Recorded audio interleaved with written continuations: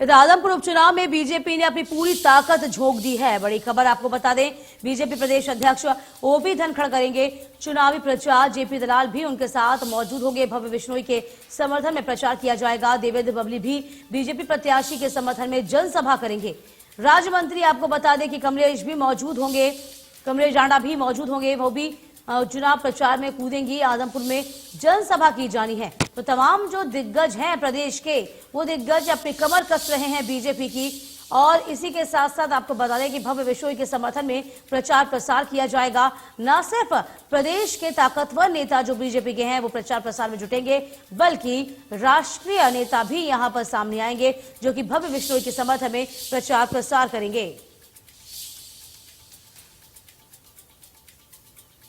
तो आदमपुर में कांग्रेस ने भी अपनी ताकत झोंकी है। भूपेंद्र सिंह हुड्डा में आपको बता दें कि चुनाव प्रचार करेंगे। कांग्रेस चुनाव प्रचार में दीपेंद्र हुड्डा भी शिरकत करेंगे, वो भी शामिल होंगे। तो कांग्रेसी प्रत्याशी के समर्थन में प्रचार प्रसार किया जाना है। कांग्रेस प्रदेश अध्यक्ष उदय भान भी जनसभा का कार्यक्रम करेंगे। कांग्रेस ने जयप्रकाश को उम्मीदवार बनाया है।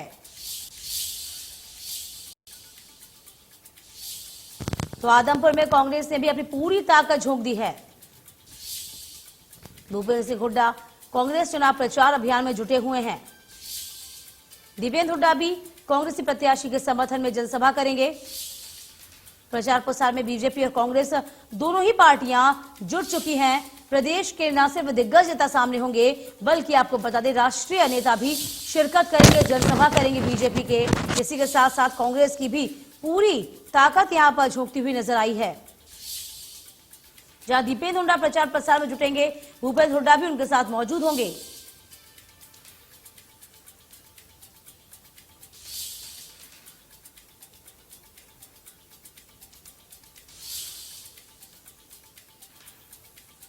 तो कांग्रेस ने जयप्रकाश को उम्मीदवार बनाया है और जयप्रकाश के समर्थन में कांग्रेस के तमाम दिग्गज नेता प्रचार प्रसार में जुटेंगे।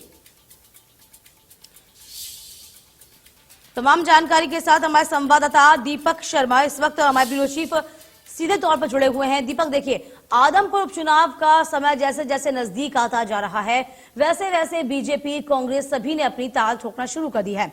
जहां पर बीजेपी की बात करें, प्रदेश के तमाम दिग्गज नेता तो होंगे ही होंगे, राष्ट्रीय नेता भी यहां पर प्रचार प्रसार में जुटेंगे। लेकिन कांग्रेस का क्या?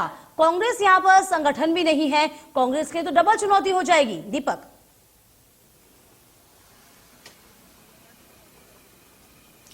जी बिल्कुल, अब चुनाव प्रचार अंतिम दौर में है और कल शाम अगर बात करें 1 तारीख को शाम को ये प्रचार भी थम जाएगा, क्योंकि अब जिस तरीके से 3 तारीख को मतदान होना, लेकिन उससे पहले तमाम राजनीतिक दलों के द्वारा चुनाव प्रचार जो जोर शोर के साथ किया जा रहा है। आज और कल 2 दिन की बात करें तो तमाम पार्टियों के बड़े नेता जो हैं वो चुनाव प्रचार में आदमपुर में रहेंगे। हम बात कर रहे थे जिस तरीके से, चाहे वो भाजपा की बात करें, चाहे वो कांग्रेस की बात करें, आम आदमी पार्टी की बात करें, तमाम पार्टियों के अलग अलग कार्यक्रम है। हालांकि आज आम आदमी पार्टी का भी कार्यक्रम था, अरविंद केजरीवाल ने आना था, लेकिन गुजरात में हुए जो हादसा है उसके बाद अरविंद केजरीवाल का जो रोड शो है वो तो स्थगित हो गया है, रद्द हो गया है।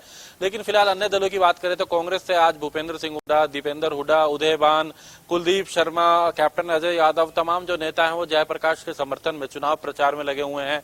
वहीं अगर हम बीजेपी की भी अगर बात करें तो बीजेपी में भी अगर बात करें तो जिस तरीके से आज की अगर बात की जाए तो गृह मंत्री अनिल विज हैं, जेपी दलाल हैं, मूलचंद शर्मा हैं, संजय भाटिया हैं, तमाम जो नेता हैं वो बीजेपी उम्मीदवार भव्य बिश्नोई के समर्थन में प्रचार कर रहे हैं। और कल मुख्यमंत्री हरियाणा जो है मनोहर लाल वो एक रैली करेंगे आदमपुर मंडी में।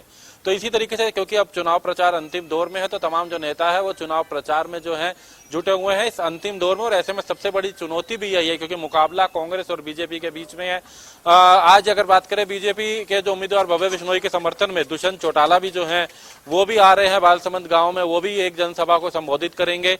तो तमाम पार्टियां कहना कि चुनाव प्रचार में जोर शोर से जुट गई हैं। जी, इसके अलावा यदि हम आम आदमी पार्टी की बात करते हैं तो क्या लगता है यहाँ पर समीकरण जो है क्या बिगाड़ सकती है आम आदमी पार्टी? क्या लगता है आपको, क्या किस तरीके से उनका जनाधार तो हालांकि इतना मजबूत नहीं है, लेकिन धीरे धीरे कोशिश जरूर है आम आदमी पार्टी की? दीपक, जी बिल्कुल, अगर हम बात कर रहे हैं आम आदमी पार्टी की अगर बात करें तो इतनी मजबूती के साथ तो नहीं, हालांकि जिस तरीके से दिल्ली में सरकार बनाई, पंजाब में सरकार बनाई और उसके बाद हरियाणा में तैयारी की बात कर रहे थे और उससे पहले एक मौका आम आदमी पार्टी के सामने था इस आदमपुर में, लेकिन जिस तरीके से मजबूती के साथ बात करें तो अभी तक ऐसा कोई नजर नहीं आया, क्योंकि मुकाबला लास्ट में अगर बात करें तो बीजेपी और कांग्रेस के बीच में ही रह गया है। बीजेपी के साथ जेजेपी है और दूसरी तरफ कांग्रेस है, इनके बीच में रह गया। आम आदमी पार्टी की बात करें, हालांकि आज अरविंद केजरीवाल की रैली थी, लेकिन फिलहाल वो रोड शो था वो रद्द हो गया है, लेकिन उसकी उनकी जगह जो है सुशील गुप्ता रहेंगे, उसमें राज्यसभा सांसद हैं, वो उस रोड शो में रहेंगे, कार्यक्रम करेंगे, प्रचार करेंगे। लेकिन जिस तरीके से अगर बात करें कि फिलहाल सतेंद्र के लिए इतनी आसान नहीं है जीत की, और क्योंकि मुकाबले में कहीं ना कहीं इस वक्त बात करें तो या तो बीजेपी या फिर कांग्रेस एक कड़े मुकाबले में नजर आ रहे हैं। जी लेकिन कहीं ना कहीं ये देखा जाए, यदि हम इस सीट को थोड़ा डीपली देखने की कोशिश करें, थोड़ा अंदर जाने की कोशिश करें, तो कहीं ना कहीं कह सकते हैं 1968 से लेकर 1982 तक भजन लाल आदमपुर में उनका कब्जा रहा है, उसके विधायक रहे हैं। इसके अलावा उनकी पत्नी भी जसमा देवी भी यहाँ से विधायक रह चुकी है। उसके अलावा कुलदीप बिश्नोई, उनकी पत्नी रेणुका बिश्नोई भी यहाँ से चुनाव विधानसभा तक पहुंच चुके हैं। यानी कि कुल मिलाकर देखा जाए, गढ़ जो है पहले कभी कांग्रेस का हुआ करता था, लेकिन अब चूंकि कुलदीप बिश्नोई बीजेपी में शामिल हो गए हैं, तो वोट बैंक जो है क्या ट्रांसफर हो जाएगा, क्या माने हम इसको, दीपक?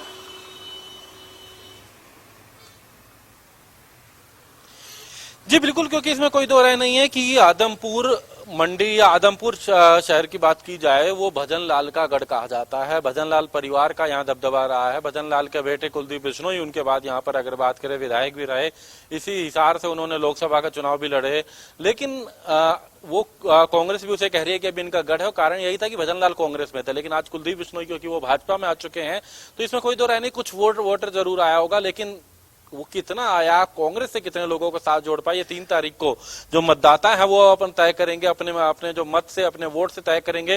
लेकिन फिलहाल जरूर एक मुकाबला, एक बड़ी चुनौती जरूर कांग्रेस के सामने भी और बीजेपी के सामने भी है। एक तरफ भजन लाल परिवार को ये दिखाना है कि आज भी ये उनका गढ़ है, दूसरी तरफ भूपेंद्र सिंह हुड्डा जिन्होंने जयप्रकाश को उम्मीदवार उतारा है, उन्होंने भी ये दिखाना है कि ये गढ़ कांग्रेस का था, भले ही भजन लाल चेहरा रहे, लेकिन गढ़ कांग्रेस का था। तो ये तमाम गढ़ की इस लड़ाई में यही कारण है कि मुकाबला कांग्रेस और बीजेपी के बीच में है कि आखिर ये गढ़ किसका है, ये आदमपुर किसका है, ये जरूर तय होगा। लेकिन 3 तारीख तक फिलहाल चुनाव प्रचार अंतिम दौर में है। जी चलिए दीपक, हम जरा ये भी सुनवा देते हैं अपने दर्शकों को कि आपने जिस तरीके से, हमारे संवाददाता दीपक शर्मा ने किस तरीके से जीत को लेकर भव्य बिश्नोई से बातचीत की है, कुलदीप बिश्नोई से बातचीत की है। आदमपुर उपचुनाव के इस संग्राम पर चर्चा के लिए हमारे साथ हैं कुलदीप बिश्नोई जी।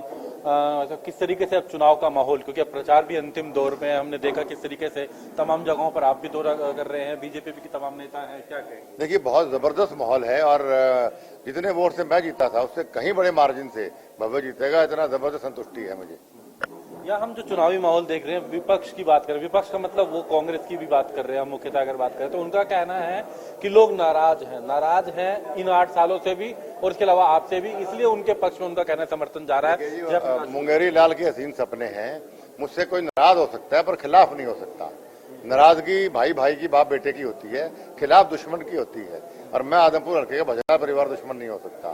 तो वो उनको वो सोच के चलने दो, नतीजा 6 तारीख को आएगा और एक तरफा रिजल्ट दिखेगा। हम विकास की बात करें तो कौन कौन सा मुद्दे मानते हैं जो इसके लिए बेहतर रहे इस क्षेत्र के लिए, आदमपुर के लिए? हालांकि 600 करोड़ का आपने भी बात करी, मुख्यमंत्री ने भी कहा कि 600 करोड़ रुपए खर्च हुए हैं, 550 युवाओं को रोजगार दिया गया है, तो किस तरीके से आप इस क्षेत्र? देखिए, बहुत बढ़िया लोगों के विकास का पैसा यहाँ पे लगा, और आगे भी 530 करोड़ रुपए नए मैंने मंजूर करवाए सरकार से, पहला। और दूसरा, अभी नए जो मेरे पास एप्लीकेशन आई है, जो और मैं प्रॉब्लम देख रहा हूँ उसका भी समाधान कराऊंगा। तभी 2 साल हमारे पास है आदमपुर हल्के का संपूर्ण विकास के लिए, तो ये सुनहरा मौका मेरे आदमपुर वासियों के लिए है, और इसीलिए मैंने इस्तीफा दिया कि भाई मेरे इलाके काम करा सकूँ। आम आदमी पार्टी को कहाँ देख रहे हो? वो तो बहुत मेहनत कर रहे हैं, उन्होंने तो कई वादे भी करे, दावे भी करे, आपको लेकर के भी कई बयानबाजी रही। देखिए, आम आदमी पार्टी को कोई सीरियसली ले नहीं रहा यहाँ पे, और मैं समझता हूँ बहुत ही जमानत जब तो पक्की है, लेकिन 2000-3000 वोट आएंगे, ज्यादा कुछ नहीं। 2 राज्यों के मुख्यमंत्री लगे हुए हैं, एक अभी कर चुके हैं प्रचार, एक का रोड शो कल है। हाँ, देखिए, वो मुख्यमंत्री जितने आ रहे हैं हमारे यहाँ सारा एक आदमी चौधरी भजन लाल है यहाँ, तो यहाँ एक वोटर मुख्यमंत्री है आदमपुर हल्के का, कोई और मुख्यमंत्री है, फर्क नहीं पड़ता।